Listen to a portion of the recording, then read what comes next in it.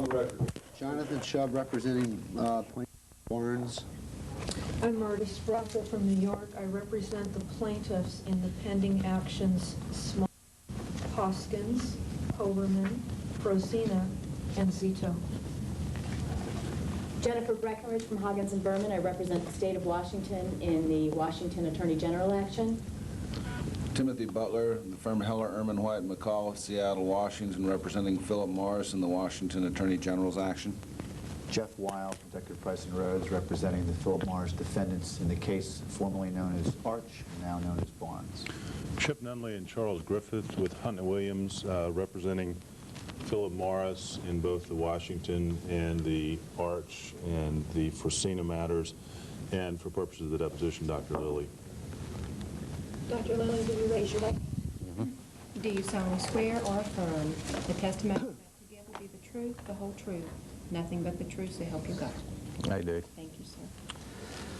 Good morning, Dr. Lilly. My name is Jonathan Chubb. I represent the plaintiffs in the case certified as a class action known as Barnes et al. Versus United States Tobacco et al. I'm going to be asking you some questions this morning about some of your activities and work that you've done or are doing right now at Phillip Morris. I know that you've been down this road before in deposition, so you have some familiarity with the process, but I want to tell you, though, that I'm going to assume, sir, that if you answer a question that I've asked you, you have understood that question. If you don't understand the question, please, by all means, ask me to rephrase it, or if you didn't hear it, ask me to repeat it, because I want to make sure that, you know, we're sort of on the same wavelength. Is that clear? That's clear, yes. If you need to take... I'm sorry, just one thing about the introduction.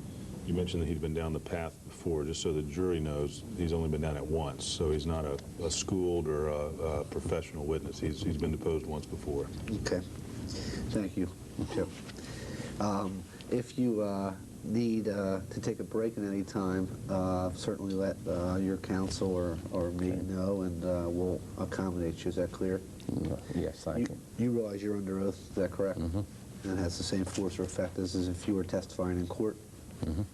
But you'll need to, just for the record, if you would say yes, so she can take it down. Oh, I'm sorry, yes. Sorry. Okay, Yes or no. That was the next reminder.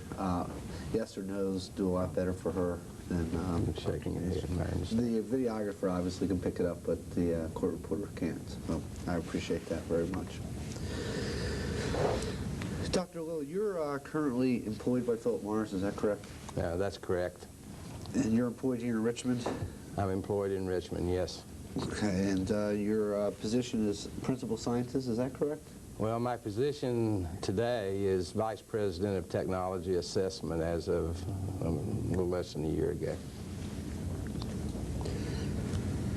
So you would say you were promoted to that position in 1996? In 1996, August, September, yes.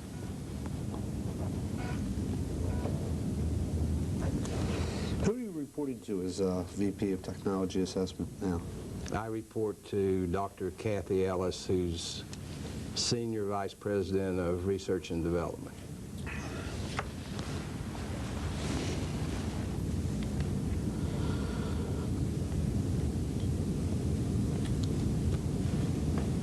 In the chain of command at R&D, and I assume you're in R&D at Phillip Morris, is that correct? That's correct.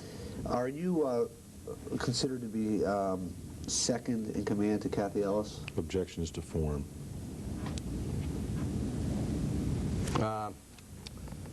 Reporting to Dr. Ellis are several people, none of which in my mind are second in command. There's a Vice President of Process Technology, a Vice President of Product Technology, a Vice President of Planning and Business Systems, a Vice President of Research, myself, who's called Vice President of Technology Assessment, and a director, or group director, I may say, of what does he call himself? It's Dr. Karchman. I think he calls himself Science and Technology. Excuse me, if I might.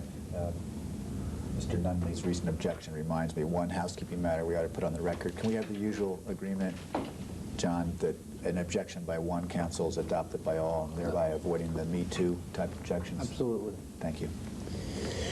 Who's Vice President of Process Technology right now? The Vice President of Process Technology is Harold Burnley. Who's Vice President of Product Technology? Vice President of Product Technology is Ron Lively. Lively? That's correct.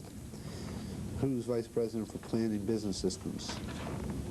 Just recently, and you're talking about maybe 3 weeks, Jimmy Miracle, M-Y-R-A.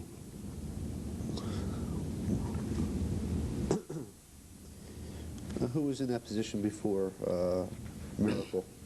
I had the planning group before Jim came back, and he was Vice President of QA. And when he returned to R&D, then the planning part went to him.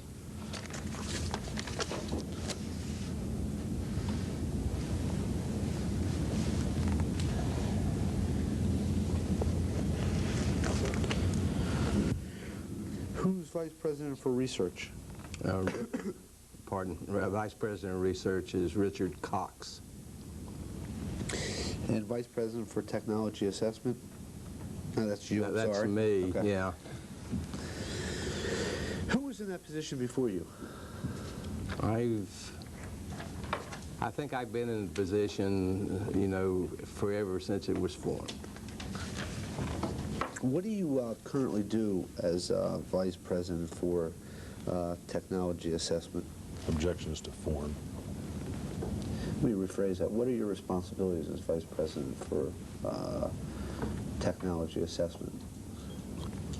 My responsibilities are largely to search out and lead development efforts for technology the company may need 5 to 10 years from now.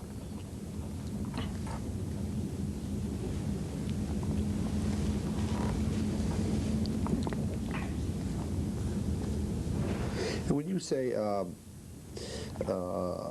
technology that the company may need 5 to 10 years from now, are you talking about technology in the area of cigarette manufacturing and design?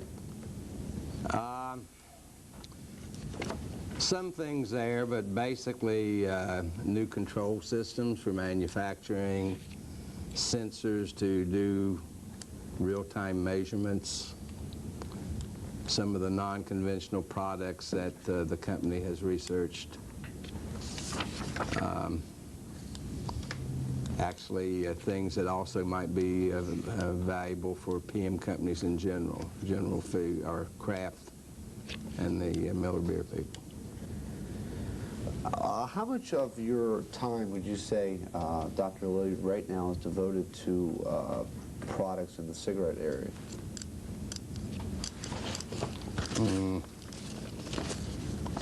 Very little of my time presently is devoted to the cigarette area.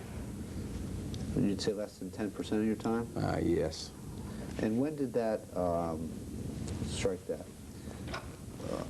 Has that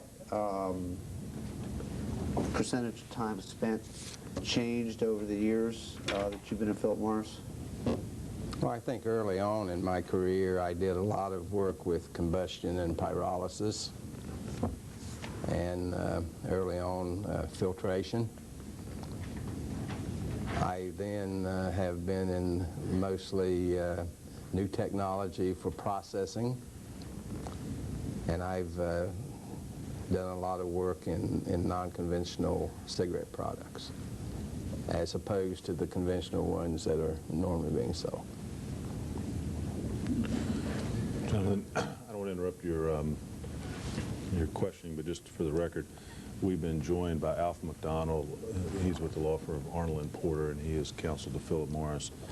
Another matter, depending on where the examination goes, we may get into areas that are deemed competitively sensitive to Phillip Morris. I don't know whether the videographer or the court reporter have signed any confidentiality agreements. I think that needs to be done before we get into that.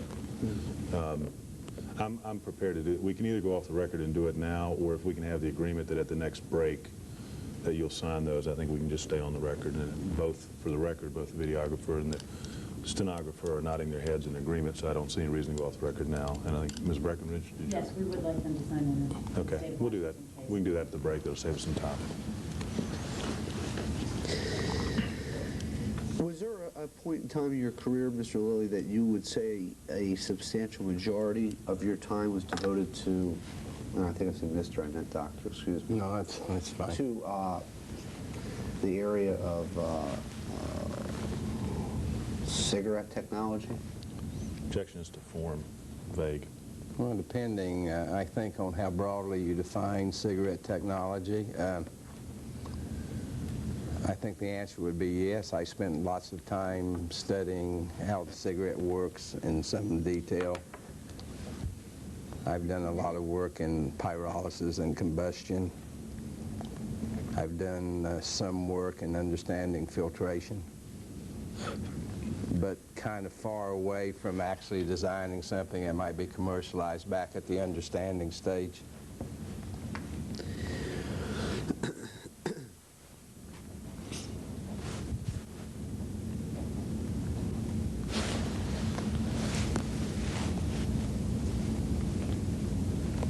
Are you currently working on any non-conventional cigarette-type products? I'm a member of a business team who's involved in non-conventional cigarette products, yes.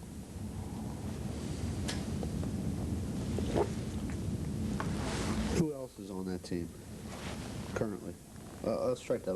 When did you first join that team? I first was the project leader of the effort. When was that? When were you a first project leader? I was project leader of the non-conventional cigarette effort starting in 1987. And the present product that we're working on starting in 1988. And you're still project leader for this present project? No. Okay. What's the present project? The present product project has a code name Beta. And what, can you describe for the jury the product that you're working on and developing? The product is an electric cigarette.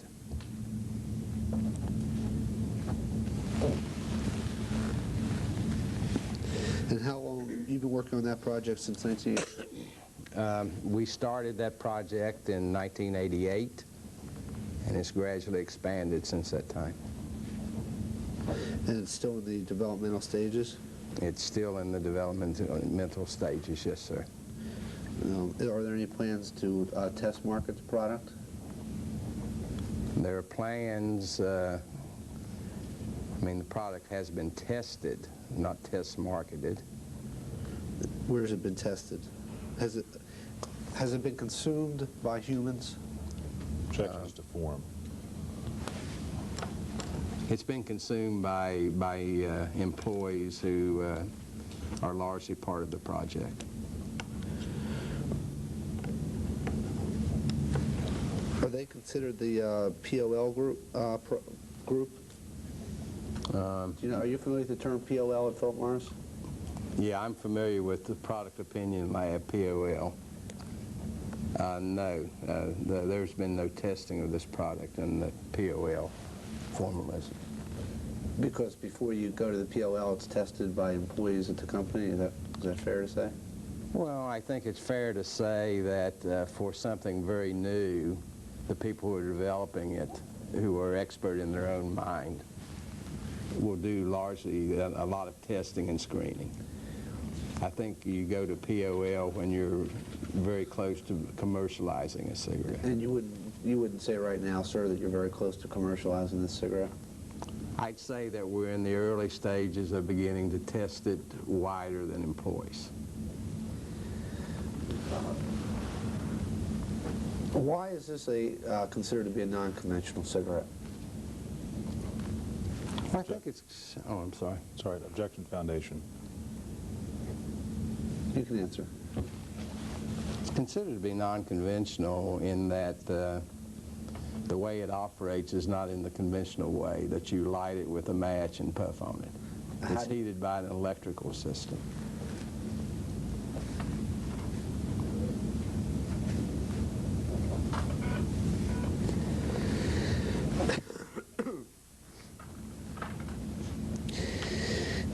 Does this product deliver tar and nicotine?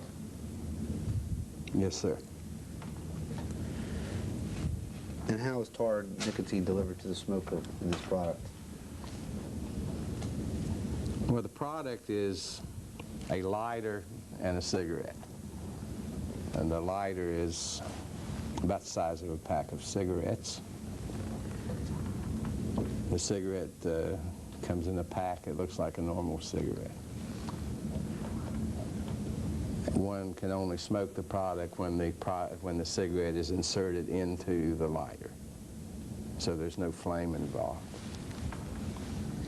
And when the smoker takes the cigarette to the smoker's mouth, is it still inserted in the lighter? Yes, sir. The lighter is part and parcel of the cigarette in terms of the way it's smoked? Well, it's certainly part of the overall system of smoking. It has to be part of it.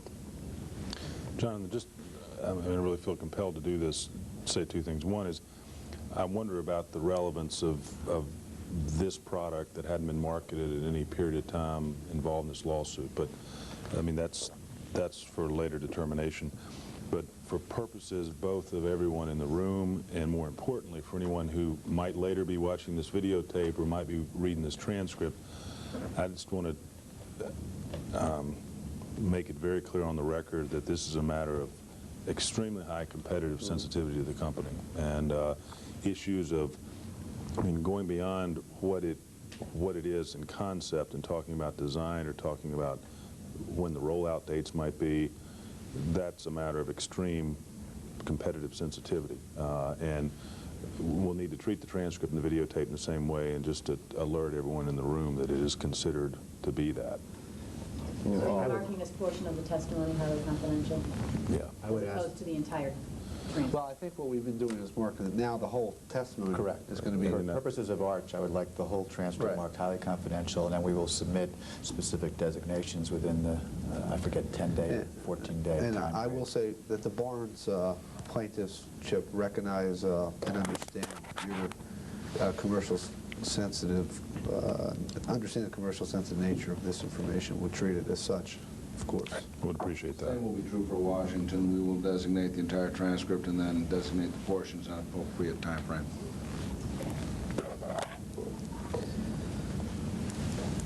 And does whatever agreement we have cover for Cena too?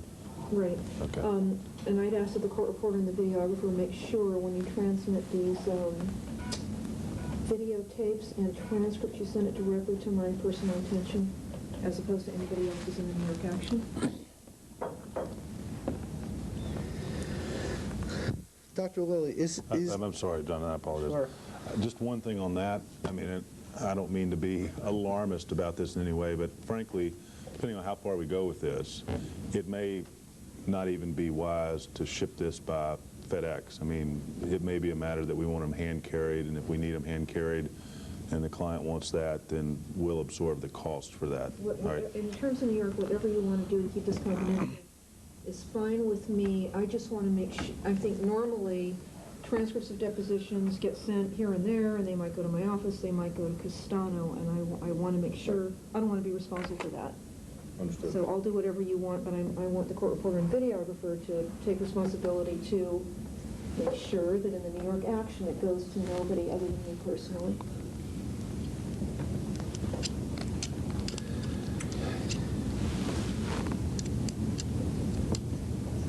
Dr. Lilly, is this product, Project Beta, being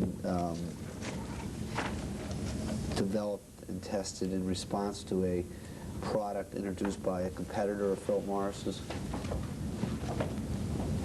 In your mind? Well, in my mind, not exactly, but in my mind it was related. I can explain that if you like. Sure, I'd like you to. When the Premier cigarette was introduced, which I believe was the fall of 1987, we did respond with a group from a competitive standpoint. And we worked, we had lots of resources, and we worked, really 7 days a week when they made their announcement. And we worked on things that looked like the Premier cigarette, if you've ever seen that.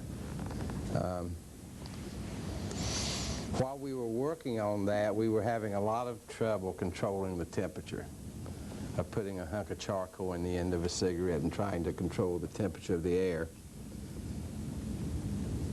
We put a couple people aside and had them work on a better way to control the temperature, which they came back with and said, well, it's a lay down, you should do it with electrical means. And the technology certainly wasn't there at that time in 1987, but there was certainly enough work going on in the world because of the semiconductor industry that it came on very quickly, and that looked like the more promising product at the end of the day.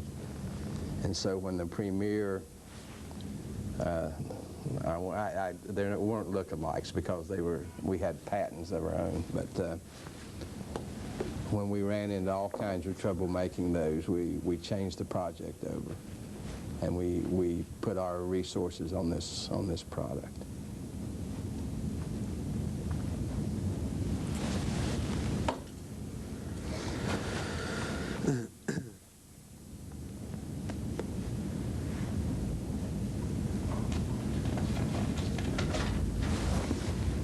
What, in your mind, was Phillip Morris's objective, or what is Phillip Morris's objective from a marketing standpoint in producing this electric cigarette currently called Project Beta?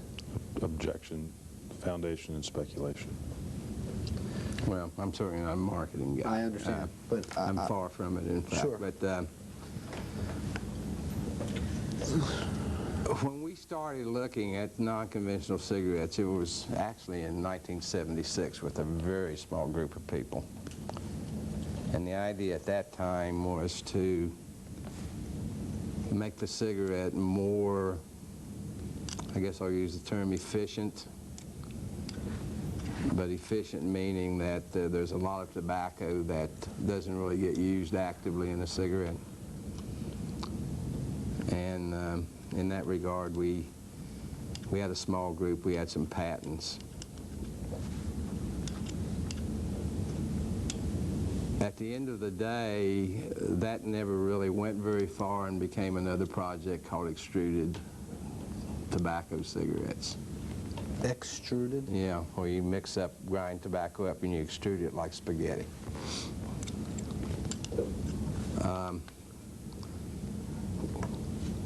When the R.J. Reynolds people read our patents, as I understand, they started on the Premier route.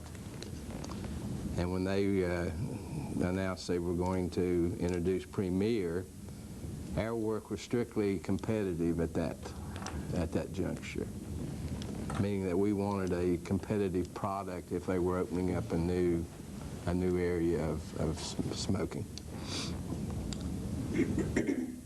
At the end of the day, the things that I think they made quite clear in many of their things in the late 80s, the temperature's lower in these products, which means that the amount of high temperature compounds that you can form are reduced. There tends to be much less sidestream smoke, so-called, in products like this. And I think those two things actually have driven that type of thing in the industry. What is the impact of a lower temperature? What is that? Let me rephrase it.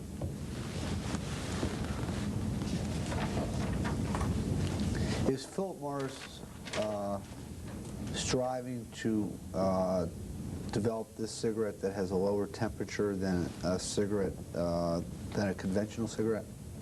Well, just objection. We talked about it earlier being non-conventional. I don't know if you want to stay with that description of it, or you're going to slip into calling it cigarette or what, but object on that grounds. Okay. I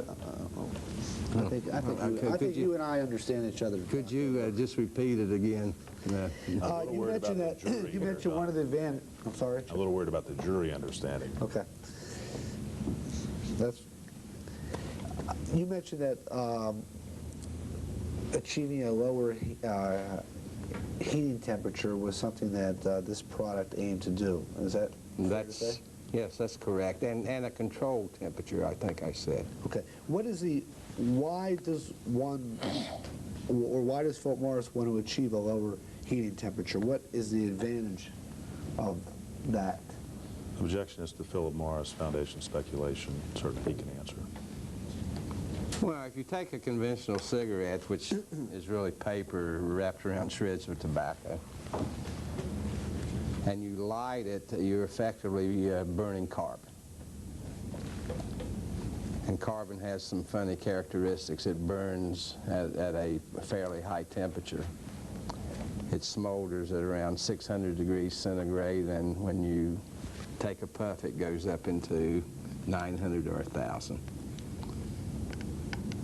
And what happens when you have high temperature with thousands of compounds, the higher the temperature is, the more collisions you can get, so-called, with those, and the more wider variety of things you can form.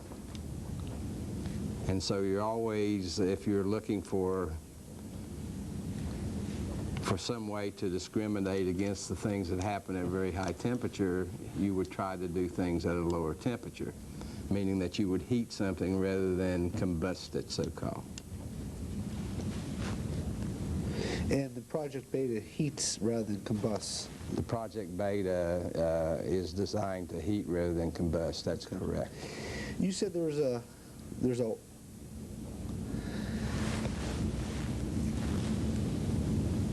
at a high heating temperature, there's more collisions you get, and there's a wider variety of things you form.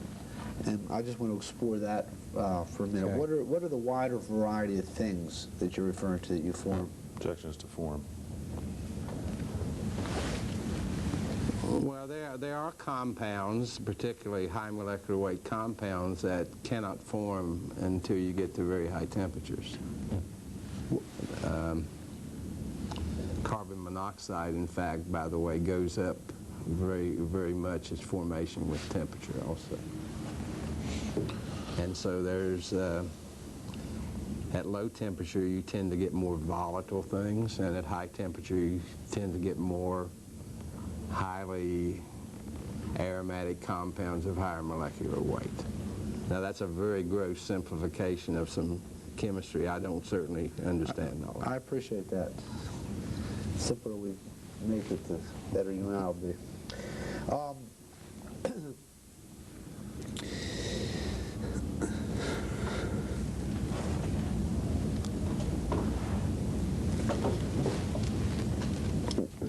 You mentioned the formation of CO2 at a high temperature. What are other CO, if I'm carbon monoxide rather than carbon dioxide. Okay. What other things are formed at that high temperature? Well, I'm just following up. I'm just trying to elicit more specifics in response to your earlier answer, where you said that there were a wider variety of things you form, and I'm just trying to understand more of the things that are formed. Well, I'll outstrip my chemistry knowledge very quickly here. Okay. There are a lot of aromatic compounds, polyaromatic compounds, that tend to be formed more at high temperature, because as you get down where you've taken almost everything off except some impure carbon and some hydrogen, you tend to form those highly condensed things. I mean, an analogy comes, it's poor when asphalt is something that would be formed at very high temperatures in general. And then some of the gases, particularly carbon monoxide, I think even nitrogen oxide would be formed at reasonably high temperatures. In other words, at high temperatures you break down all these things that have big molecular weight polymers, which tobacco is, and you get another source of lots of higher molecular weight things. And is it fair to say the reason why you don't want to have these things present in cigarettes is that they're harmful to human health? Objection vague. We need to be more specific about what things you're talking about. Well, let's talk about the PAHs that you mentioned. Are they considered to be, in your estimation, harmful to, or potentially harmful to human health? Let me, Jonathan, object based on, in my opinion, that calls for an expert opinion. And he is not put up in this case as an expert in toxicology. Chip, I appreciate that. He is a man that's been at Phillip Morris for many, many years. Phillip Morris is in the business of manufacturing, selling, and marketing cigarettes. And I'm asking him, based on his years of experience at Phillip Morris, whether he's an opinion. I'm not asking, and don't ever, Dr. Lilly, hold you out here to be an expert in this area, because you're are not, I assume, tendered as an expert. But my question remains. I'd like an answer, and if you don't remember it, we could have the court reporter repeat it. I was going an objection also. I had lack of competence, lack of foundation. Why don't we have it read back if we can?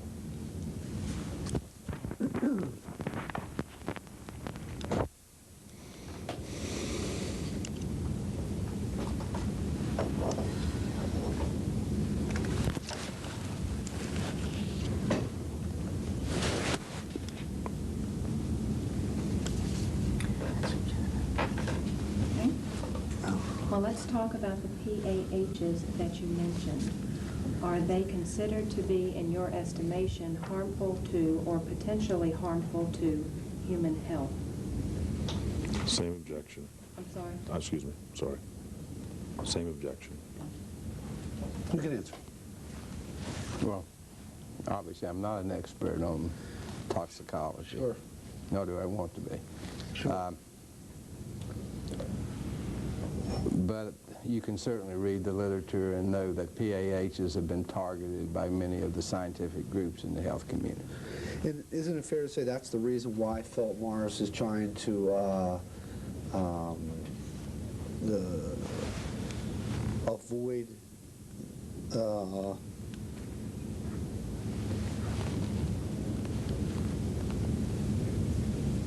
the formation of PAHs? Objection misstates his prior testimony. And assumes facts, not evidence. You can answer. Well, what we're trying to do is to, number one, open up a new category of product, one that operates at a lower temperature. And if you can accomplish that, you can begin to certainly reduce those things that occur at high temperature. You can also have something that doesn't, since you're not using very much tobacco, set in an ashtray and go in the room.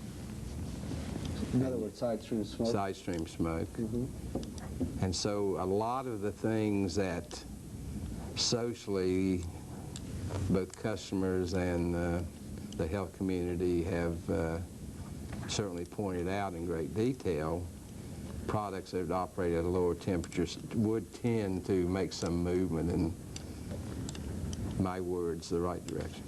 In the right direction meaning less potentially less. hazardous to human health, correct? Objections to form. Well, I don't know. I don't know whether they're going to be hazardous to human health or not, but you may be able to reduce some of these things. Which have been found in the literature to pose risk to human health, correct? Objection asked and answered. Well, there have been certainly papers written. I'm certainly not sure I've seen anyone outline exactly the chemistry that goes on, but they certainly have been well pointed out in the literature. Pointed out to be hazardous to human health, correct? Correct. And the reason why you want to have a cigarette that is heated rather than combusted at high temperatures is because you want to attempt to eliminate some of the concerns of the medical community with respect to the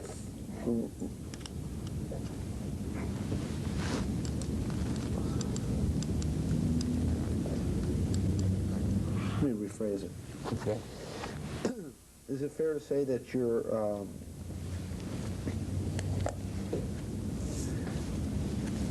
interested in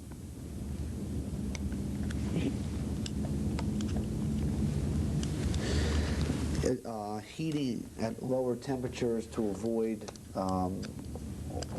the potentially harmful effects that certain compounds achieve at high temperatures? Objection asked and answered. Foundation. Well, I think that Phillip Morris and any research lab would, if they can use technology to give their customers, you know, something that could be better for them, it's certainly going to happen. Exactly. And that's What you're trying to do. It's what we're trying to do. Okay. And when you say something better for customers, you mean less hazardous to human health, right? Objections to form. Misstates his prior testimony. Well, we'd also like to give the customer some good taste along with that. Sure. We're gonna talk all about taste today, Okay. Dr. Lilly, but right now we're not focusing on taste. We're focusing on the fact that Phillip Morris is trying to produce a cigarette that may be less potentially hazardous to human health. Isn't that fair to say? Objection is to form. That's your objection is noted. Isn't that fair to say, Dr. Lilly? And I'd like to emphasize maybe, because I don't know. Well, who would know at the company then? Who would know what, Jonathan? He says he doesn't know. I'm responding to what he doesn't. What don't you know? Objection. You said you don't know, and I'm following up, Dr. Lilly, on what specifically don't you know? What I don't know is if some compounds are reduced, and maybe you reduce 7 or 8 of the 5,000, I don't know what the effect on human health is.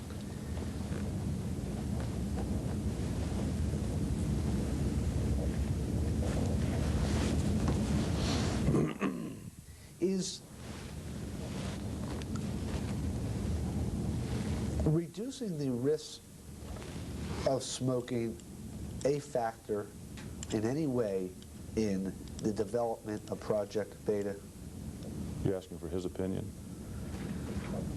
I'll give you my opinion. It was certainly... Let's find out if that's what he wants. Chip. I've been patient with you, but Jonathan, don't talk to me about patience. I mean, let's not interfere in every question. Okay, I'm not asking for your opinion. Obviously, I'm asking for your opinion. Sure. Okay. Certainly, producing a cigarette at lower temperature was something we wanted to do. And certainly we wanted to have a cigarette that had no side stream. Those were two things we did want to do. Let me just stop you there. And that's because in Phillip Morris's view,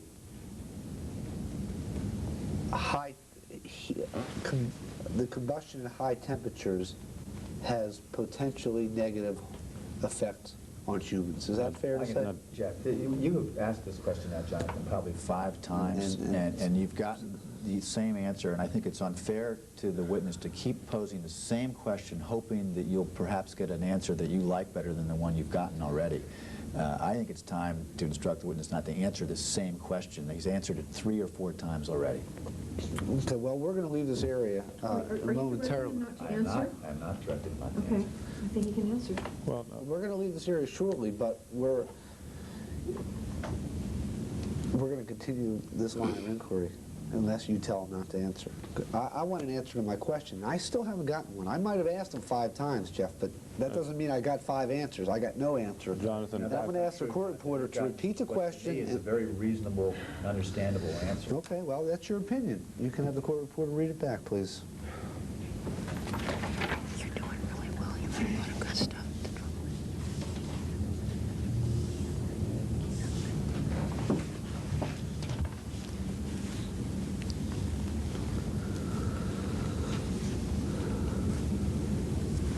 I would like the court reporter to read back.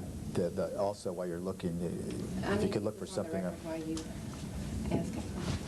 I'm sorry. I would also like you, while you're looking back, to read back the prior question and prior answer that he gave to the same question.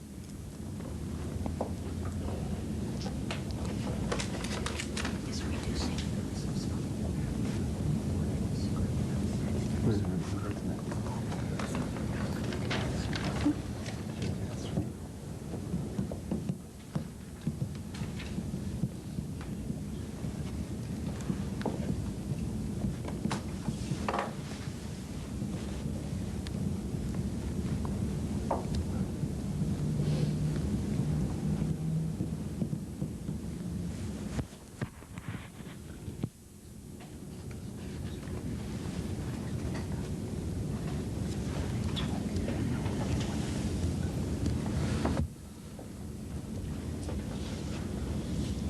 The last 2 questions, without an objection, are, question, you said you don't know, and I'm following up, Dr. Lilly, on what specifically don't you know? Answer, what I don't know is if compounds are reduced, and maybe you reduced 7 or 8 of the 5,000, I don't know what the effect on human health is. Question, is reducing the risk of smoking a factor in any way in the development of Project Beta? I think fairly. Just 1 second. Is yours answer? I hear fairly. I think. 1 second. Jonathan, she can't put her paper back and take this down when you talk. Just get his answer on after this one. Let's just answer it. It's basically a yes or no answer. I mean, we'll move on if we get a yes or no. Excuse me. Excuse me. As to the pending question, object to the witness lacks competence to answer it. There's no foundation. It assumes facts not in evidence, and it's argumentative. Well, Jonathan, the point I would make is you prefaced your question by asking about Phillip Morris's belief. I objected a minute ago to that, and you said what I want is his opinion. Well,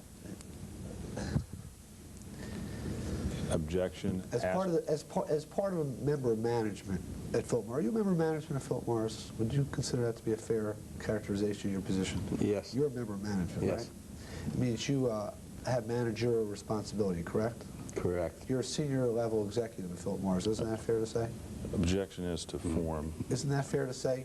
I'm a senior level executive at R&D. Yes. Okay. Can I get an answer to my question? Let's have it read back. The very last pending question. Yeah, I think it's the one that we've had so much We've tried controversy to avoid over. answering it. That's the I one, right? object to that characterization. I think he's answered it We're not in the sufficiently. record, so what are we talking about? None of this will be on the record because That's I'm looking okay. for the question. Okay.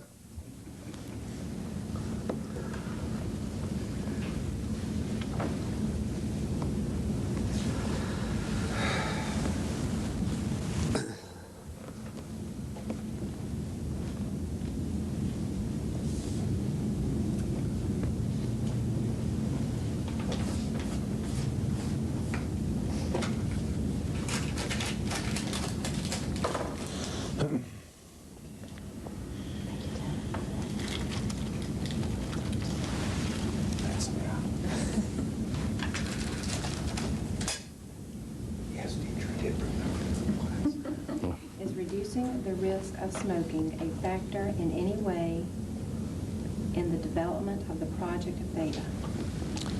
Objection. Asked and answered. Okay. And my objections stand. certainly, if we can reduce the risk that the health community perceives in smoking by using new technology, we certainly are going to do that. Thank you. Does that propel us out of this area? Can you read back his answer, please?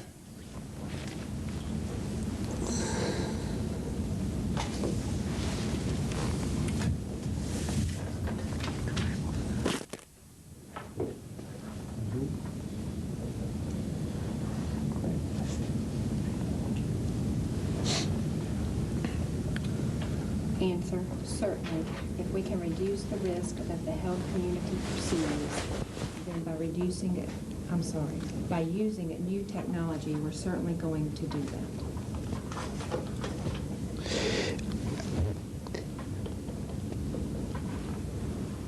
And when you say reduce the risk that the health community perceives, are you talking about the risk of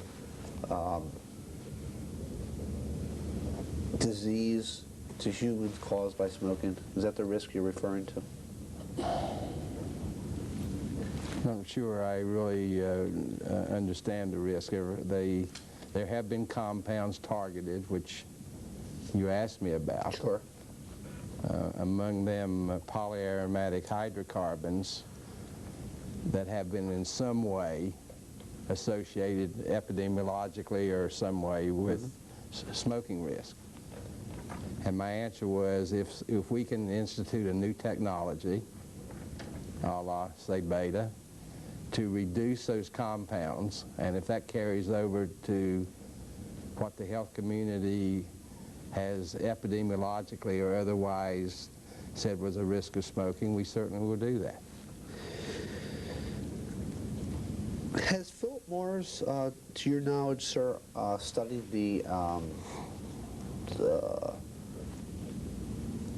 risks that present itself to humans by the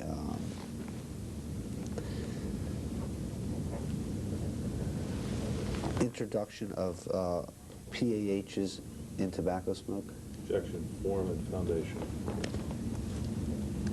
I'm not sure whether we've, I know we've done some things in-house on certainly techniques for measuring polyaromatic hydrocarbons. I really think most of the actual research has been done outside certainly our company, as far as I can remember. Why did Phillip Morris want to measure PAHs? You said that you've done something in-house for measuring PAHs. I'm now asking you why was Phillip Morris interested in measuring PAHs? Objection. I think it mischaracterizes his testimony. Objection to foundation. Well, I think PAHs, and here I only give you what I can remember. Sure. I think a number of laboratories and maybe even in other fields have pointed out that they were suspecting in disease. And certainly if you're in our business, they're not so easy to measure. You would want techniques for measuring them and at least have some idea of what the magnitude was in your product. Now that's, as I remember, and not certainly, in fact, I'm not even sure what the analytical techniques are, quite frankly. I'm sorry, but can you just read his answer back, please?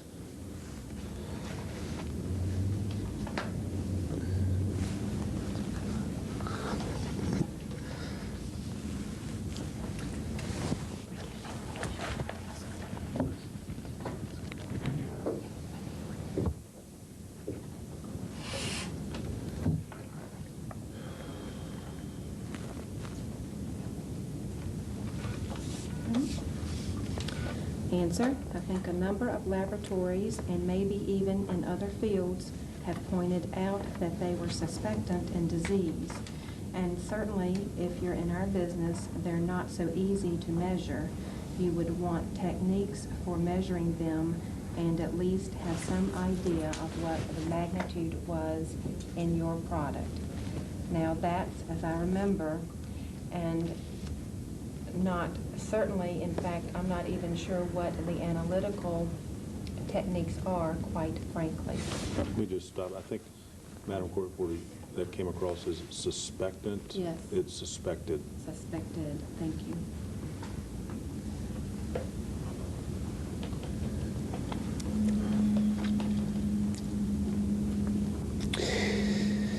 You mentioned that Phillip Morris, in developing Project Beta, was also interested in reducing sidestream smoke. Is that correct? Yes, that's correct. And is it fair to say that the sole reason that Phillip Morris is interested in reducing sidestream smoke is for social reasons?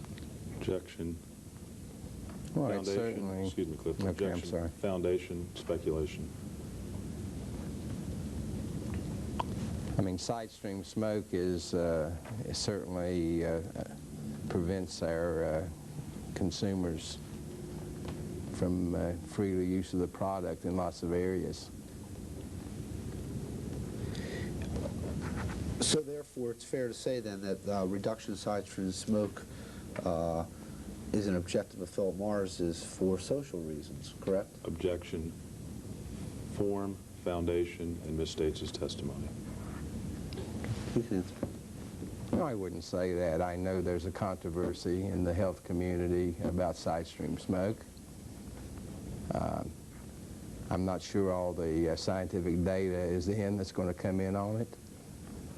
But most certainly, if we can reduce it in a product, we're certainly going to do that also.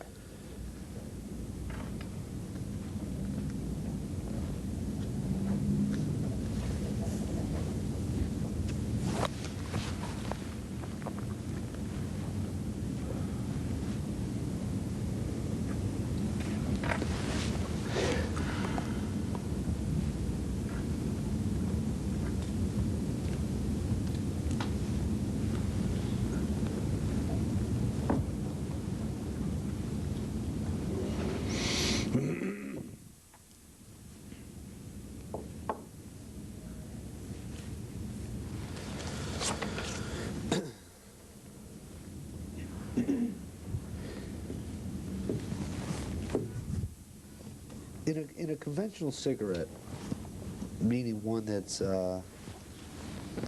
burned, a Marlboro for example, are there specific formations which are harmful and which Phillip Morris did not want to be formed?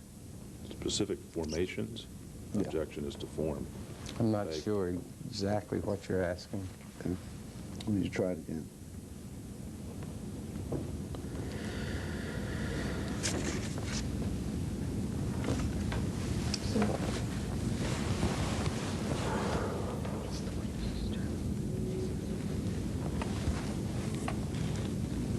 Have you used the are you familiar with the term chemical formations? Objection is to form. Vague. Vague. It's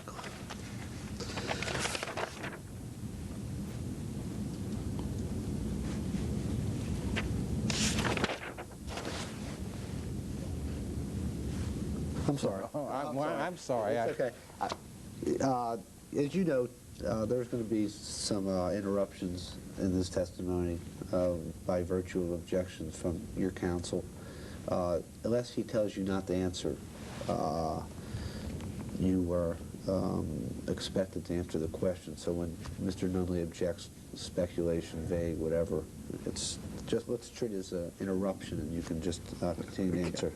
Well, let's don't treat it as an interruption. Let's treat it as I'm preserving the record. I don't intend it an interruption. I try not to make my objections. So it comes off as an interruption, but you can answer if you remember the question. Well, I think you said something about chemical formation. Are you familiar with that term, chemical formation? I mean, familiar with that term, but, you know, in what context? Okay, that's fair. In the context of the heating of tobacco at high temperatures. Okay. Are you familiar with chemical formations that are achieved by heating tobacco at high temperatures? When you heat tobacco at high temperatures, you form thousands of compounds. Each of those compounds, I mean, that's really chemical formation. Okay. They were not in general compounds that were in the tobacco. Okay. Are there certain compounds that Phillip Morris, in developing beta, is seeking to eliminate? Jonathan, I think this is the 5th time that Well, question's been asked. we've talked about PAHs, but let's talk about whether there are any others. Well, asked and answered, and you're asking now for Phillip Morris, Foundation objection. Okay. Are you a senior level executive at Phillip Morris, sir? I'm certainly an executive in R&D, yes, sir. Okay. At a senior level at R&D, correct? That's correct. Okay. You can answer on behalf of Phillip Morris. Well, objection, let's have the question back. There are lists of chemicals in smoke that we measure for any product, and beta is not unusual in that regard. And they, by the way, I don't remember what the 30 or 40 are, but they range from things like aldehydes and acids to nitrosamines and PAHs to gas phase things like methoprene, benzene, an array of those things. And so those things are measured in smoke of cigarettes, yes, sir. Okay. In the list you just gave me of chemicals, has Phillip Morris ever studied their effect on human health? Objection, Foundation. Jonathan, he's not in that area, Phillip Morris. Wait. Let's keep the objections, since they seem to be numerous today, to very tight. Objection, Foundation. He's not in that area, because that, to me, Mr. Nunley, I consider to be blatant coaching, and I don't appreciate it. Objection, Foundation. That's all. You can answer. Jonathan, every time you mischaracterize this witness's testimony to try to get a bigger jury impact, I'm going to make an objection. I don't have a problem making an objection, but I don't like you making objections and then testifying to the fact that he's not in this area. To me, that's testimony. I would appreciate you not interrupting me when I'm saying something on the record. I try not to interrupt you. You can answer, if you remember the question. Why don't we have the question read back? Let All right. have it read back.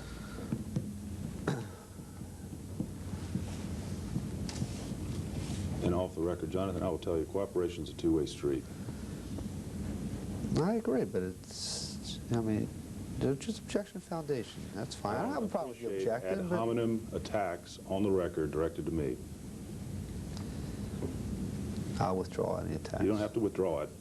Just keep that in mind.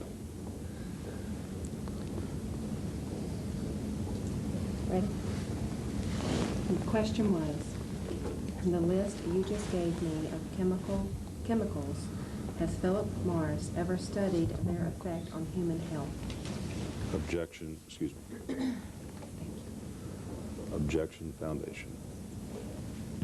As Phillip Morris studied them, Phillip Morris does standard, in my knowledge, toxicology test, which might mean the Ames test for smoke, something called the cytotoxicity test, and in many cases, inhalation test. I don't know whether Phillip Morris has taken individual compounds like I gave examples of and done individual tests rather than in a mixture of smoke. And if Phillip Morris had taken individual compounds and tested them, is it fair to say, sir, that you would have had knowledge of that as a senior executive at R&D? Objection, Not speculation. necessarily. Okay. Let's take a 5-minute break. All right, we are back on the record at approximately 12:10.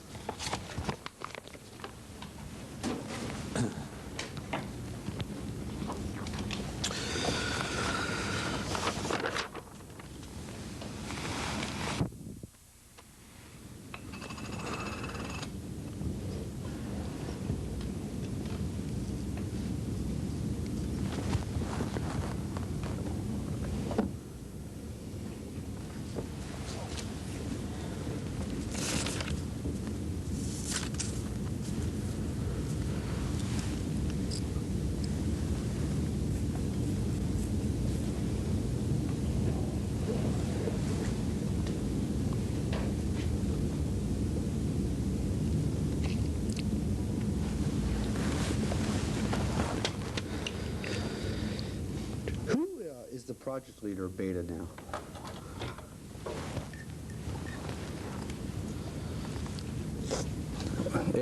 Jack Nelson leads the overall project.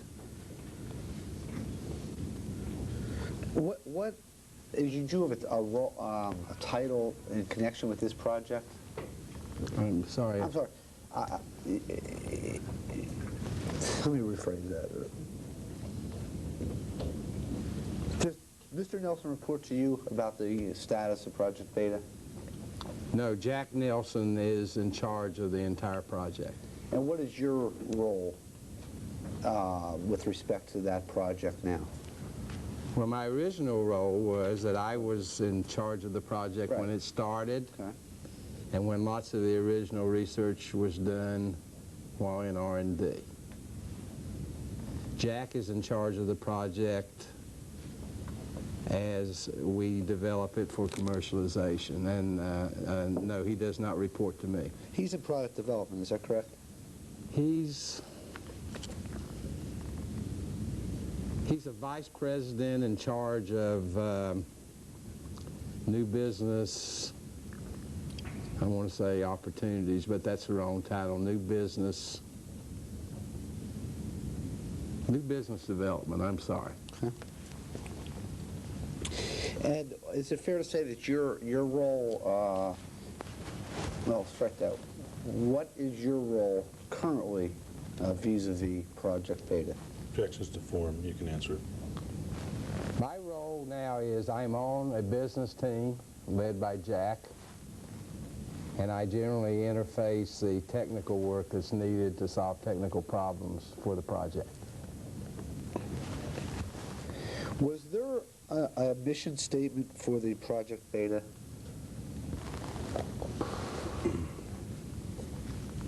I don't remember whether there was a formal mission statement, no. Was there a predecessor project to Project Beta? Well, there were two. When Reynolds first announced the Premier product in fall of '87, we started a program as a direct, to have a product to compete with Premier. We called that Delta. And we also then had a program we called Sigma, which was really the same product as Delta, except rather than having a chunk of carbon supplying the heat, we developed a heating material based on iron nitride, a compound between nitrogen and iron, that supplied heat but no carbon monoxide, and ended up essentially making rust, iron oxide. That was called Sigma. And was Sigma, was the project eventually terminated? The project went on for a number of years, even to building new equipment to make at high speed. The Sigma/Delta product consisted of lots of little pieces of things that you put together, almost like a radio rather than a cigarette, and was very difficult to make. It required developing a machine that never really ran more than 1 or 2% efficiency. And the major problem in those products were controlling the temperature was very hard in either one of them. And we used tobacco, of course, in both of them. And when you can't control the heat transfer, you can actually set the tobacco on fire, and then you've got combustion, and you've got a regular cigarette that's in a very high-tech way to make.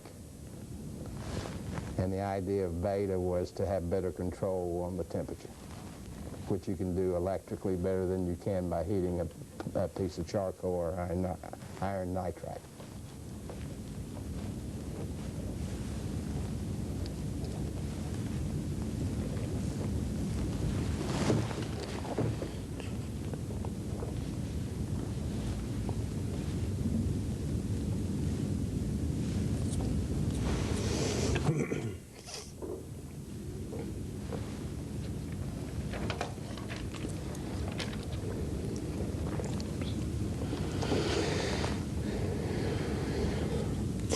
Was one of the objectives of the Sigma project to eliminate carbon monoxide?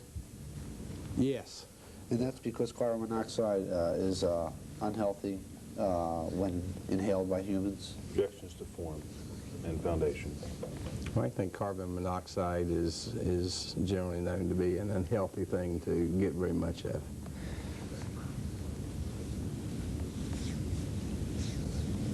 In the current products in any current products that Phillip Morris sells to consumers, is carbon monoxide inhaled by a smoker?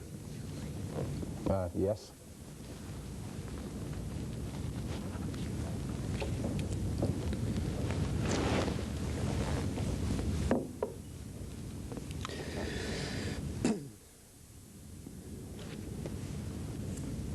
What was your role in the Sigma project? I was, excuse me, I was the overall project leader for Delta, Sigma, and the research part of Beta. Who did you report to as the project leader for those projects? Well, compound it, if you just break the answer down. That's fair.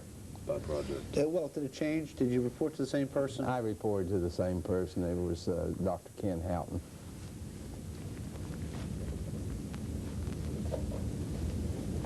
And did you file, strike that, did you update Dr. Houghton through memos about the status of the projects? Generally, I updated him by going in his office, which was 2 doors from mine, and talking to him. Whose idea was it to develop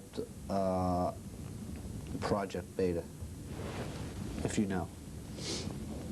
Objection, foundation. Not exactly whose idea. We had a couple of people who had experimented with electrical ways to heat tobacco, even to the extent of some of them using flash bulbs.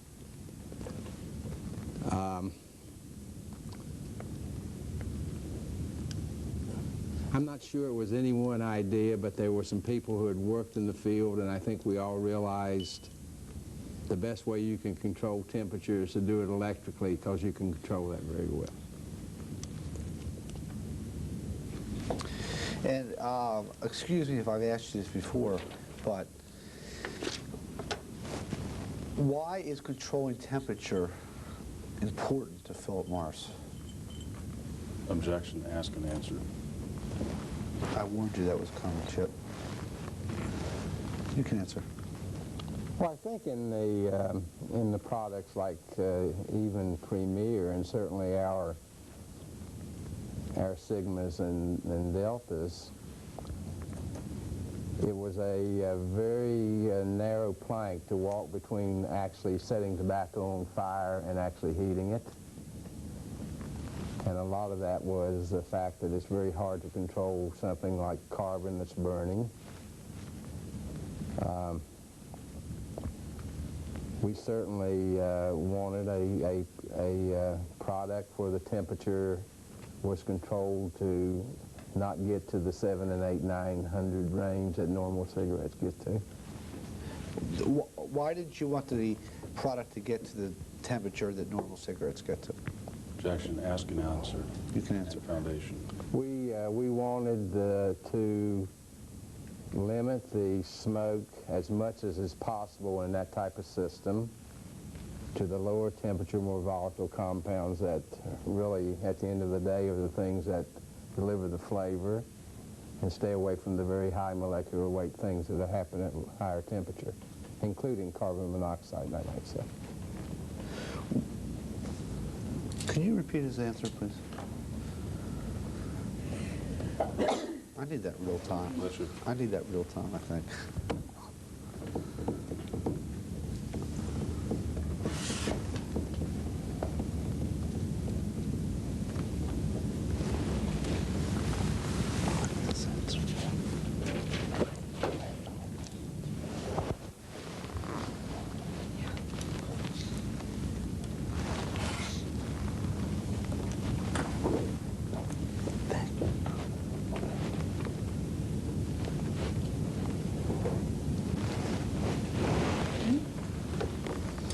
The answer was, we wanted to limit the smoke as much as is possible in that type of system to the lower temperature, more volatile compounds that really, at the end of the day, are the things that deliver the flavor and stay away from the very high molecular weight things that happen at higher temperature, including carbon monoxide.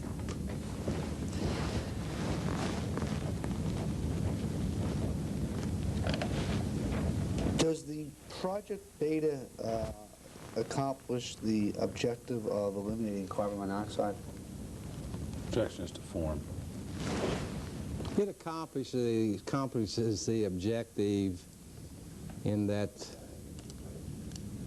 I think the last data I've seen, it's below 1 milligram. It does not go away completely. So it's fair to say right now Phillip Morris has the technology available to it to reduce substantially carbon monoxide. Objection mischaracterizes his testimony. I'm not trying to characterize your testimony, I'm asking. Well, if you talk about the beta technology, carbon monoxide is low. What are the volatile compounds that you referred to in an answer a moment ago that deliver flavor? You're really getting me into, well, I might be accused of being a chemist, aren't you? Well, do the best you can. Lots of volatile compounds come from the breakdown of sugars in tobacco, which happens fairly low. And there are things like pyrazines, and there are all kinds, methyl and ethyl and so forth, that taste like baked bread type of things.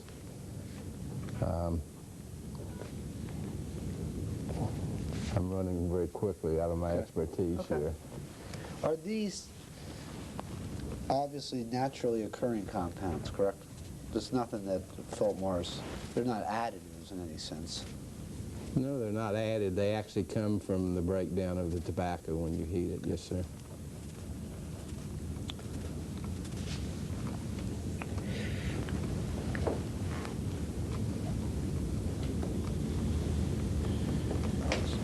Delta and Sigma are no longer existing projects, is that correct? Objection is to form. We have the technology. They're not considered as potentially commercializable as the beta product is. And that's because of the superior ability in the Project Beta to control temperature? Well, I think that's one of them, and the fact that beta turns out to be a whole lot easier to make if you're going to make it commercially than building high-speed robotic machines with 30 or 40 different stations on them that you had to do with the other products.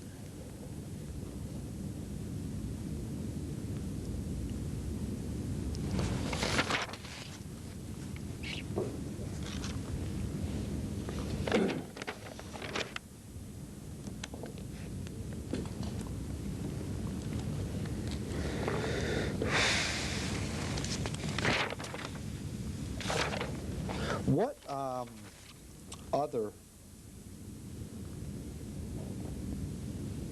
products have you been involved in at Phillip Morris in the area of non-conventional cigarettes? Other than the Project Beta, Project Delta, Project Sigma? Well, I was involved in a beta that had more puffs than the beta we're developing as a, talk about second or third generation type of thing.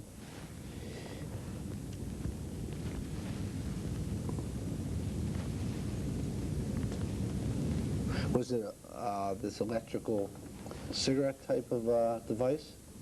It was the same technology exactly, except it had more puffs. The idea being that you could get the tobacco on beta comes in a roll. You know, it's like a roll of paper rather than bunches of shreds coming in. And this was packing enough of a roll of this into like a cassette, so you had enough puffs for a whole day rather than 20 cigarettes.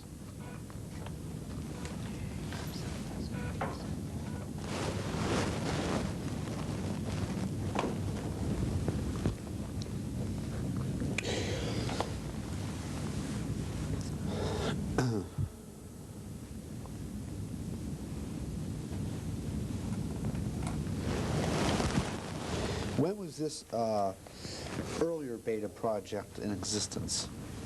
The one I just spoke of? Right. I believe we started some work on that in like the early 90s, maybe 91, 92. Got a couple of patents, developed something, but it's certainly a second generation. The effort we're putting on is obviously the first generation.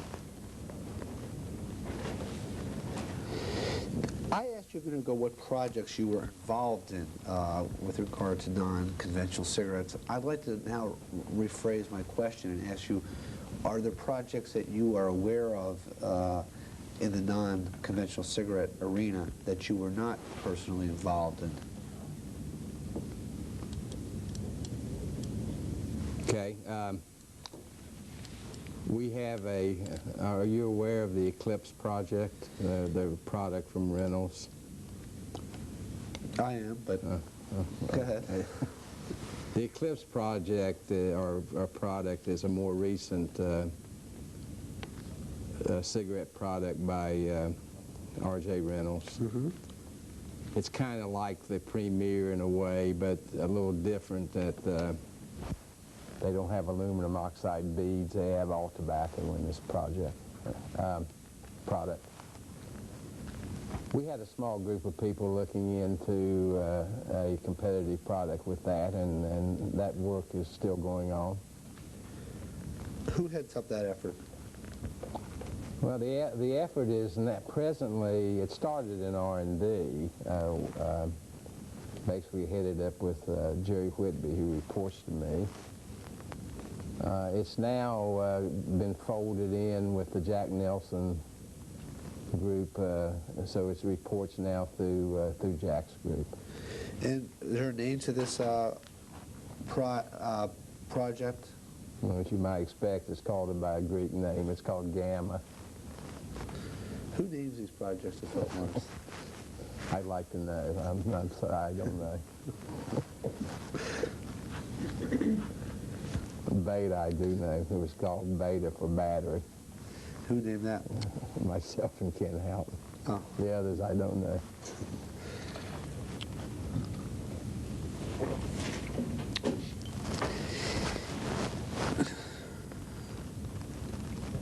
What's the status right now of Project Gamma?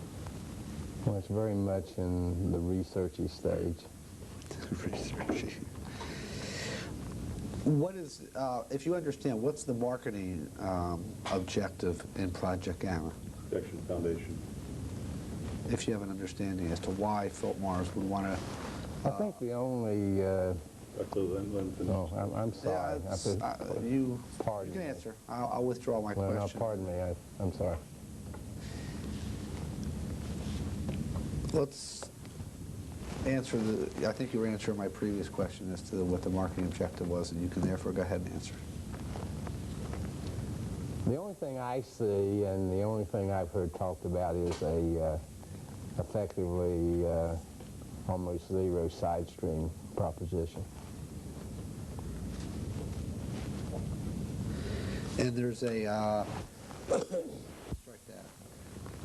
Are there the same concerns for reducing side stream with respect to Project Gamma as there are with respect to Project Beta? Protection Forum.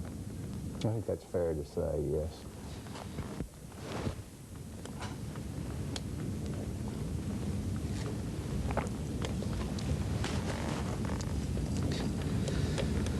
This might be a good time to break for lunch.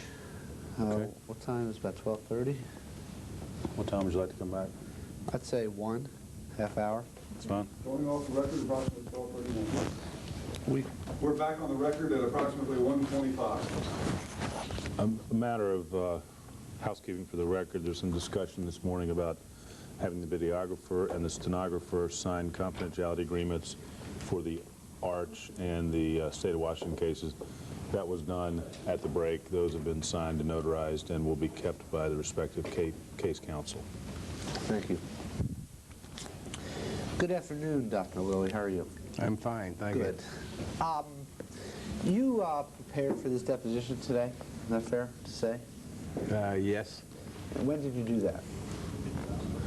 I spent yesterday with Mr. Nunley, and I spent last Friday with Mr. Nunley and David Murphy.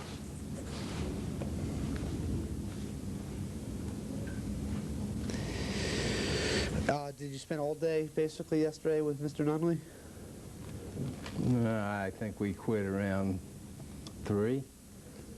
I went back to work, I know. You didn't go out and play golf? No, sir. And last Friday, would you say it was a full day of activity with Mr. Murphy and Mr. Nunley? I think it's about the same. And For the court reporter, you're shaking your head no? pardon. It again was, we quit sometime in the middle of the afternoon. Did you have your deposition taken in the Phillip Morris versus ABC case? Yes, I did. And did you read that deposition transcript in the last month? No, I did not. You didn't read it to prepare for this deposition? No, sir. Did you review documents yesterday with Mr. Nunley? Any documents? I think I reviewed 3 or 4. And the other day, with Mr. Murphy and Mr. Nunley, did you review any documents then? Maybe a few, very few. Were they the same documents you reviewed yesterday? No.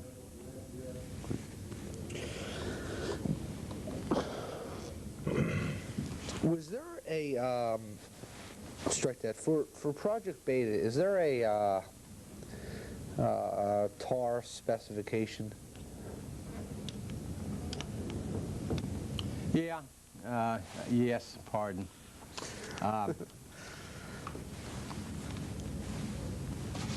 It's something under 5 milligrams. I don't think that there's been any final specification on that product. Are you, strike that, is Phillip Morris aiming for Beta to be considered a low-tar cigarette? Objection, Foundation. I would say that's fair to say it would be well, an ultra-low tar cigarette. Ultra-low tar. Yes.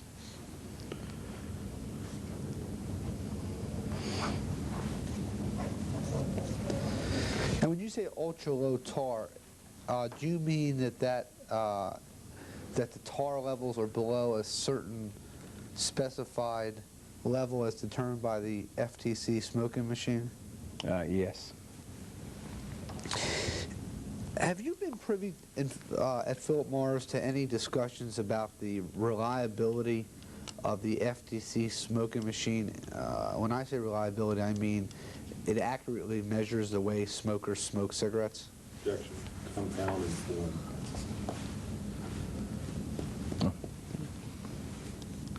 Well, I mean, it measures how cigarettes are smoked under a very tight protocol, meaning a fixed volume of air, 35 cc's.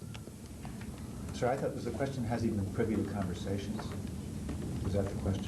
At Phillip Morris. Okay.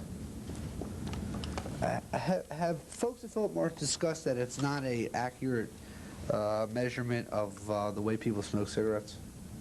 Have you ever been part of a discussion Objection. to that effect? Objection, form.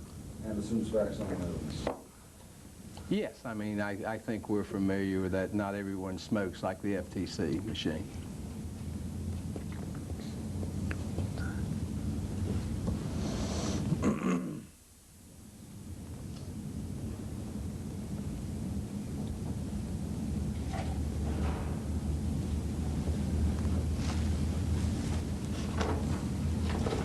Is there a nicotine specification for Project Beta? Not that I'm familiar with, no, sir. Are you familiar with any nicotine specifications for any Phillip Morris cigarettes? Well, I'm certainly familiar in the DNIC case, there was a specification for nicotine. The nicotine remaining in the filler, I might say. Sure. And that was to remove 97% of the alkaloids in the filler? 97% actually of the nicotine was the specification, 97 plus, in fact. Is that the only instance where you're aware of a nicotine specification? That's the only one that I'm familiar with.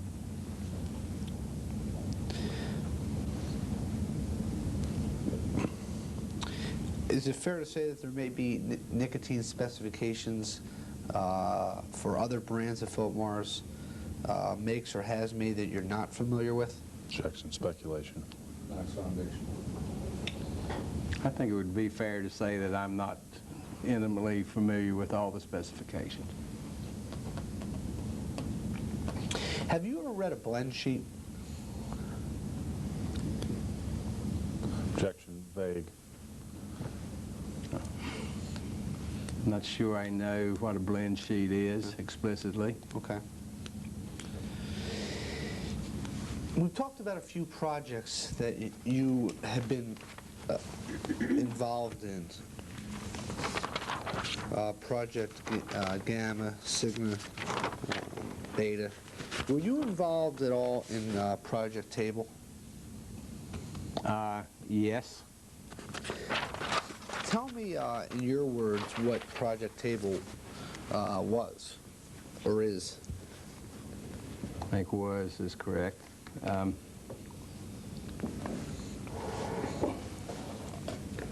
If we go back a little bit to when we started Beta, which, as I said, was with a couple of people, and it gradually got bigger. At the time, it started looking like it had some potential as a product. And so let's think maybe starting 1990. There was a lot of questions about how we should run that program. Should it be a separate business? Should we move it off-site? Should we develop it as a business where it had its own marketing and so forth? And in that regard, there was a group of people put together whose charge was to make recommendations of how to move that program forward, what should be the philosophy. And that was called Project Table.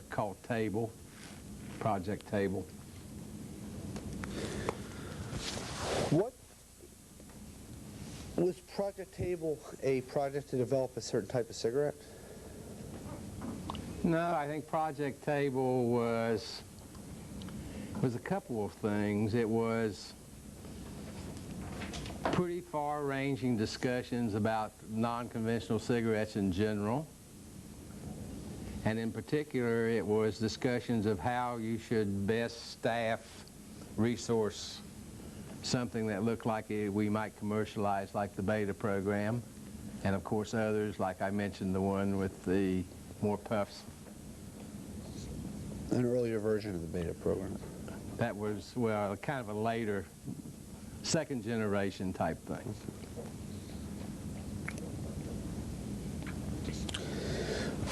Who was the project leader on Project Table? Well, the actual discussion leader, project leader, was Steve Parrish.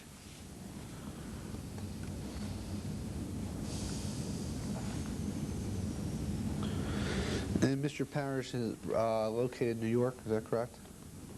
I think so. Last time I saw him, which was not so long ago.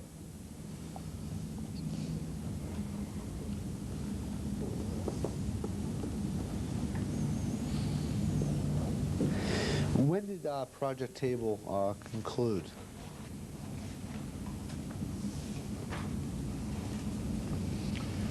believe it concluded toward the end of 1992.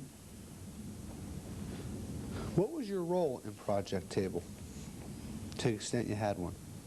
Well, my role was I was a member of the group that was to discuss and come back with a recommendation of how to handle the beta program.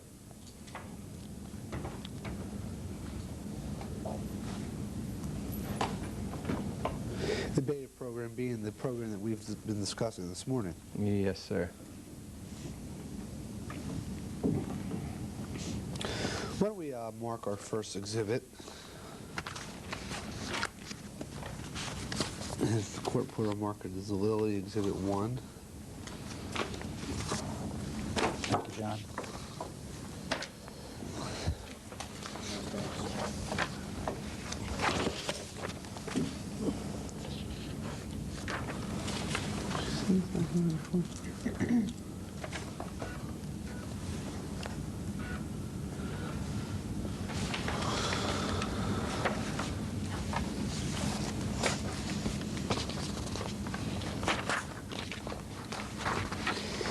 I'd just like to, let me go off the record. Back on the record, approximately 1:38.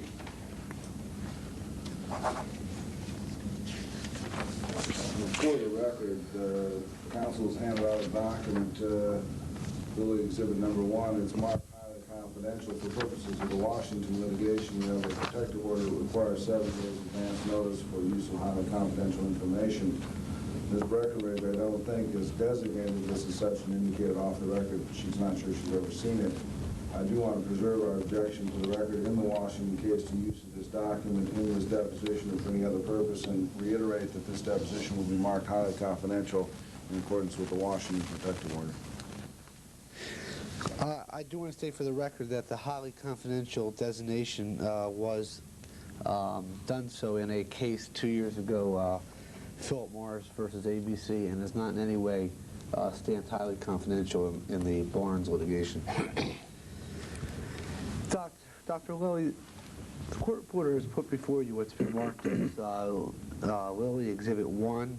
It's bait stamp 202-015-4466 through 4475. And I'd ask you to take a look through this document. I'll note for the record that there's a handwriting on this front page that says Lilly number 26, and I'll represent to you, sir, that this was a document introduced at your deposition in the ABC litigation and marked as Exhibit 26 in that deposition. Yes.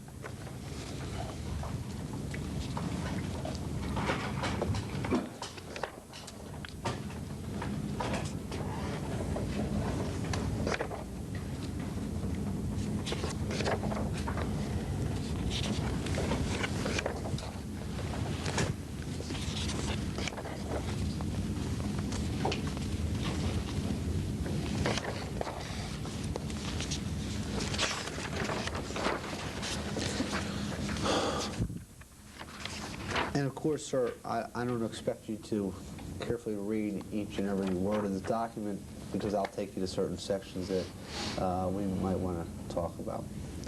Let's turn to the first page of this document. Before I do so, do you recognize this document? I saw parts of this document, as you pointed out, in the ABC deposition. I don't remember seeing it all intact as part of that. Do you remember seeing this deposition in the course of your business activities at Phillip Morris? Excuse me, you mean this exhibit? Yes. I'm sorry, I thought you said deposition. I might have. Exhibit, have you, let me rephrase it. Do you recall reading this document during the course of your normal business activities at Phillip Morris? I recall reading parts of this as it was put together as part of, I believe, getting together a final report in the Project Table group, although it's only part of what that was. This is only part of a bigger report? Well, I remember there was a lot of patent patent activity Okay. that I don't see here, but nevertheless, I certainly have seen parts of this. Yes, sir. Were you at all, Stryker, did you in any way play a role in the drafting of this document? Objections to form. Well, I didn't play a complete role. My part of the document, but like I say, I did read parts of this. My part of the report was a survey of where the status of the technology and the product stood. But I certainly recognize parts of this. That's correct.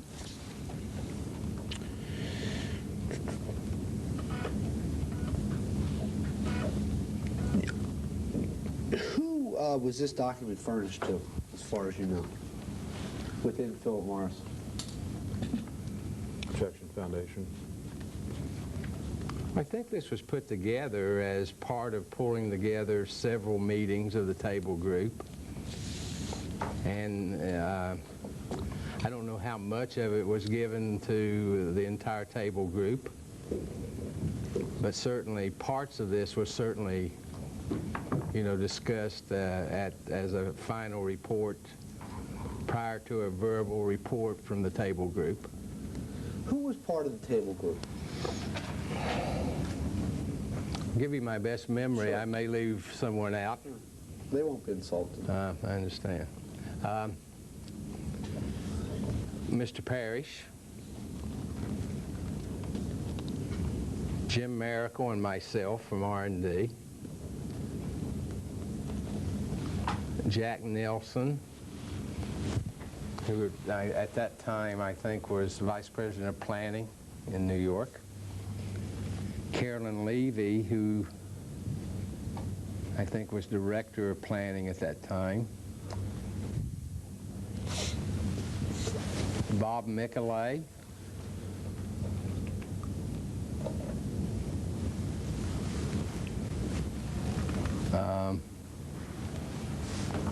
I think at one time, and maybe it was into it, Tim Linden, who was ended up as one of our attorneys in Asia. There was one meeting with Denny DeVitri, who at that time was an international vice president in Rybrook. And I'm running short on names. I think that was almost, if not all, Barbara Order, I'm sorry, who was at that time, I believe she was some sort of an assistant to Bill Campbell at that time. And Bill Campbell was the president of the company at that time? Bill Campbell was the president of Phillip Morris USA, who actually commissioned the table group. Anyone else you recall being part of this project table group? Well, there were a number of people who would come in and talk.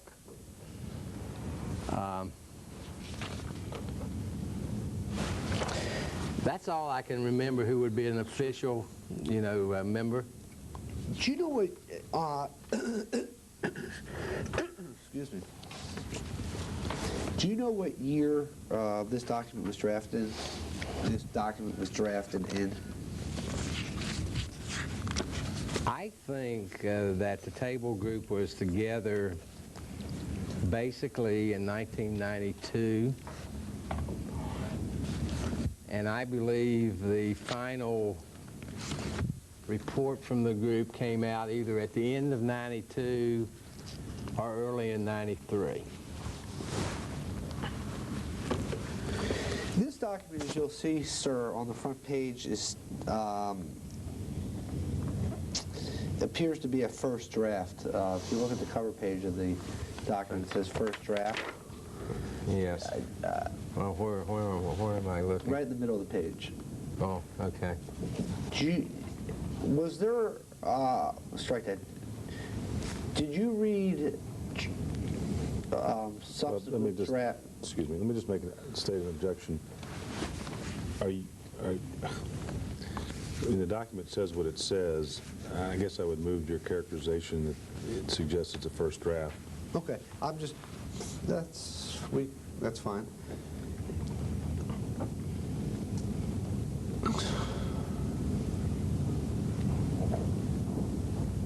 Does this appear to you, sir, to be the final report that was issued by the Project Table Group? Foundation. I don't remember seeing a final report. We did give a verbal talk in which we discussed, I discussed the technology status. There was a discussion of how the project should be organized, suggested that it be moved off-site. I remember being part of that talk and using overheads. I don't remember ever seeing what would be called a final report without draft on it.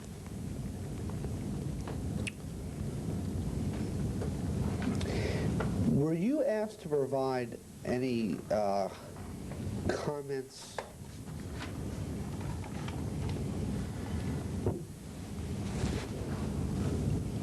in the process of this document being drafted? Well, we certainly asked to provide comments to the group, and certainly Barbara Roeder talked to me a lot. I'm not sure that I actually wrote comments down. I talked to Barbara a lot on the phone, and particularly about the program, where it might go, and the technology. Certainly, I did a lot of talking to Barbara. Do you have an understanding as to whether other members of the Project Table Group also were speaking to Barbara at or around the time this report was drafted about this report? Objection, foundation, speculation. You know, I really don't know. I mean, I know that I talked to her on the phone quite a bit. Were you ever in attendance at a meeting where the contents of a Project Table report was discussed? You mean as a draft meeting? Is that where you're right. This you're document coming might have from? been on the table, and it was being discussed at a meeting of the Project Table Group before it was actually furnished to other individuals within Phillip Morris. You know, I remember we talked about what areas that we should deal with when we came back and gave the verbal report. I don't remember explicitly being in a meeting of the group where we talked about this. I do remember, and I think I even saw a few pages of this from Barbara, and I certainly, part of what I commented on were patent things that I don't see in this particular document. Mm-hmm. But I don't remember sitting down around the table with the group and talking explicitly about this document. No, sir. Looking on the page that you're, the second page of the document, 4467, you don't have to worry about that. That's for the record. This is the Bates numbers up there. I think you're there. See there? Well, the first page. Oh, the first page. There's some handwriting on the right side of the document. I wonder whether you recognize that handwriting.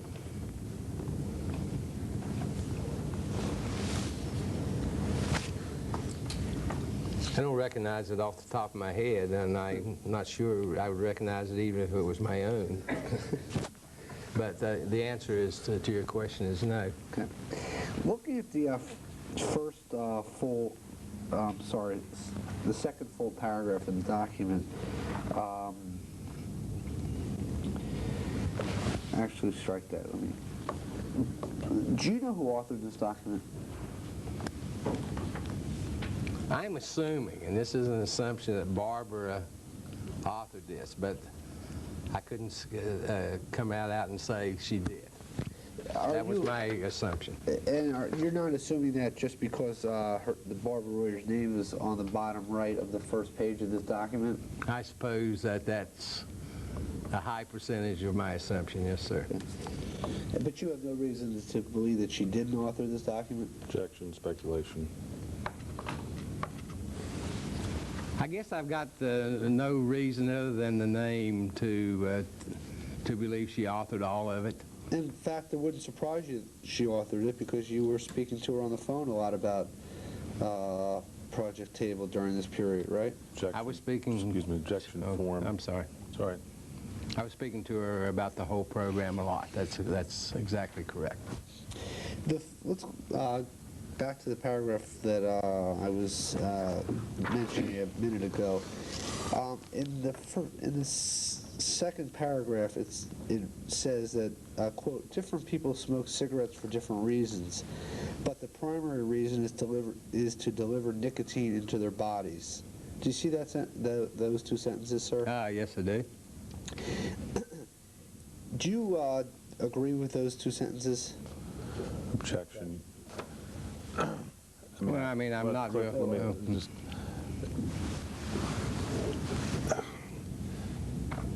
Are you asking him... Are you asking him as he sits here today, does he agree with it? Did he agree with it some other time? Can you be more specific in your question? Sure. You want me to be more specific about the time frame? Okay.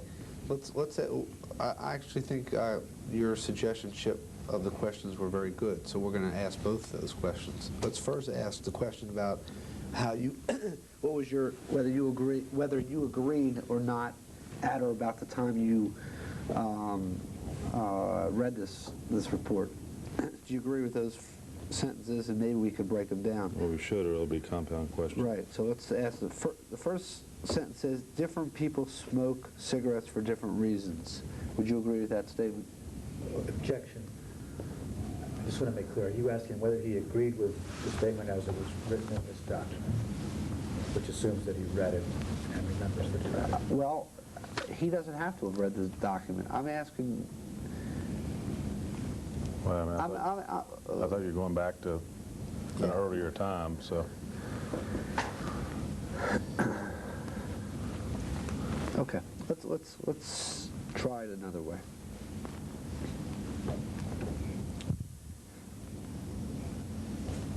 Do you recall reading the two sentences that I just read to you at or about the time that this report was written?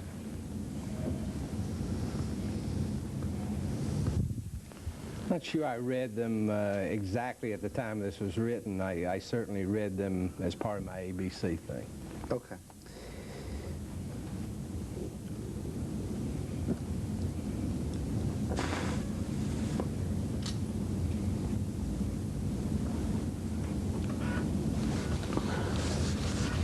Sitting here today, do you agree with the statement, different people smoke cigarettes for different reasons? Yes, I personally agree with that. Sitting here today, do you agree with the next sentence that says, but the primary reason is to deliver nicotine into their bodies? I personally agree that that's certainly one of the primary reasons, yes.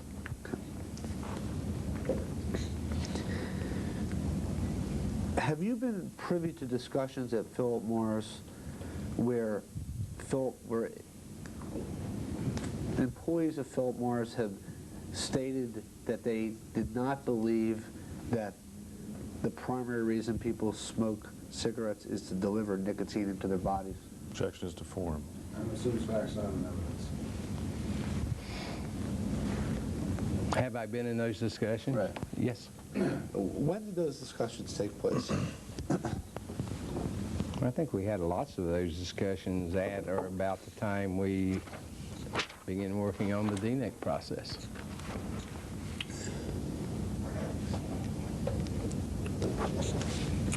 Do you recall a specific individual at Phillip Morris who had the opinion that nicotine was not a primary reason why people smoked?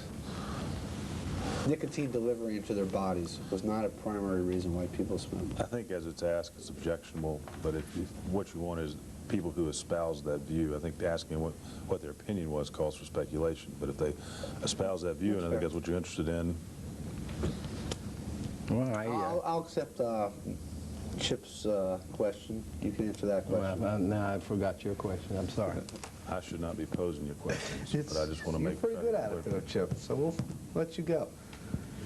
The question, as rephrased by Chip, was, were there individuals at Phillip Morris who espoused the view that people did not smoke, let me rephrase it, that a primer, let's start over. Were there people at Phillip Morris that espoused a view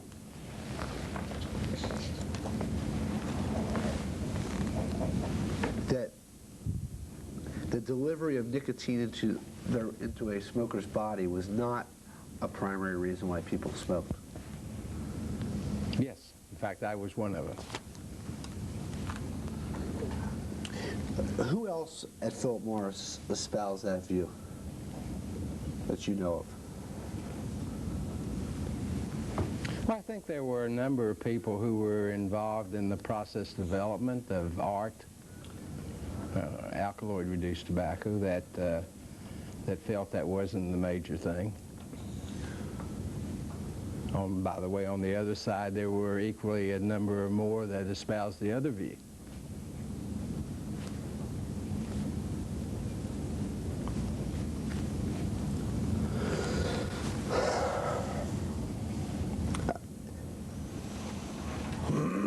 Could you try to be a little more specific for me about the people that held the view, as you testified a moment ago, that you did, that nicotine was not a primary reason why people smoked? I'd like to know some of the names of the people that you recall at Phillip Morris that espoused that view. Well, some of the people who were involved in the actual process development were Jerry Whitby, Fran Utch, Harold Burnley,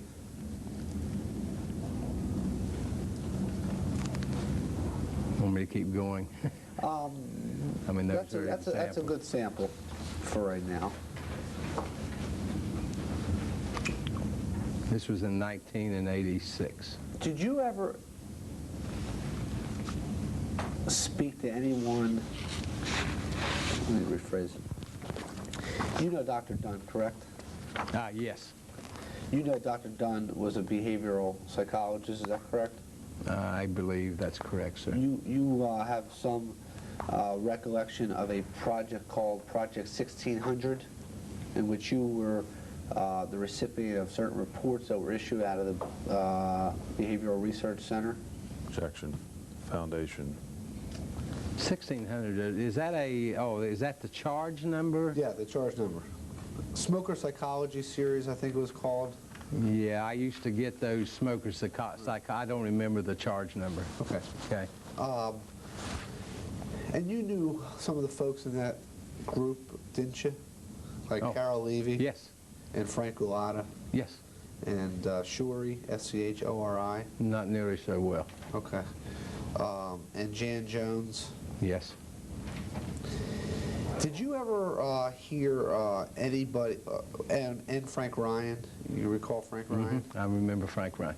Did you ever hear anyone in the group that I just referred to, Dr. Dunn's behavioral research group, tell you that they did not believe that smokers smoked in large measure to deliver nicotine into their bodies?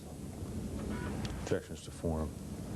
I certainly remember Bill Dunn and Frank Ryan being very much on the side that that's why people smoked.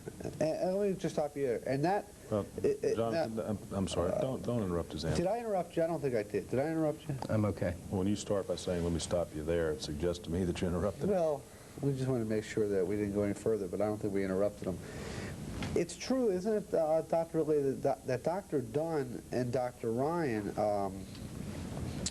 were charged in the company with studying types of things as to why people smoke, right? Objection, Foundation. Well, that was certainly, I believe, their research area, yes. And you were charged with the job of determining why people smoke, were you? No, not at all. And and Harold Burnley wasn't either, was he? No. Neither was any of the other individuals that you mentioned a few minutes ago that espouse the view that people don't smoke for nicotine, right? Nope, we were charged with building a plant to take it out. So it sounds to me like the people that would be considered those in the know at Phillip Morris as to why people smoked were espousing the view that people smoke for nicotine, right? Objection, form, argumentative. You can answer. And not speculation is counsel's state of mind. Well, I'm not sure that psychologists have the total knowledge at Phillip Morris. But those that were charged with studying why people smoke were of the opinion they were smoking for nicotine in large measure, right? Objection, foundation, and speculation. Right? At least a few of them. Tell me the ones that were charged with studying why people smoke that didn't agree with that theory. I guess that... Excuse me, Dr. Lilly. Foundation and speculation. You can answer. I guess that the ones that I didn't, I heard not one way or the other from.